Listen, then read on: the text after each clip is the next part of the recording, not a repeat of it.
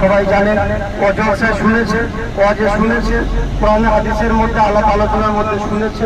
ওই জায়গাতে আমরা এখন যাব এবং সশরীরে স্বচক্ষে আমরা দেখবো ওই জায়গাগুলো, যে জায়গায় হযরত আবু বকর সিদ্দিক রাদিয়াল্লাহু তাআলা আনহু হুজুর 622 খ্রিস্টাব্দে তিনি মক্কা থেকে হিজরত করে মদিনা শরীফের দিকে চলে যাচ্ছিলেন। এই রাস্তা বয়ে বেয়ে ওই জাবালে শুনে তিনি 3 দিন 3 রাত আত্মগোপন করেছিলেন।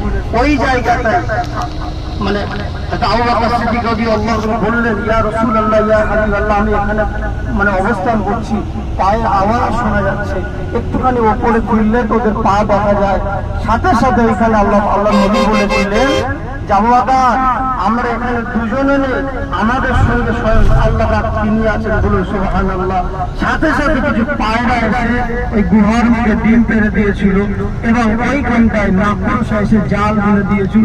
কাফের বেঈমানেরা এসে বলেছিল যে এইখানটায় থাকতে পারে, আবার আরেকজন বললো না, এখানে থাকতে পারে না, যেহেতু পায়রা তা দিচ্ছে ওখানে, এবং ওইখানটায় মাকড়সার জাল বুনে দিয়েছে, না এখানে থাকতে পারে না।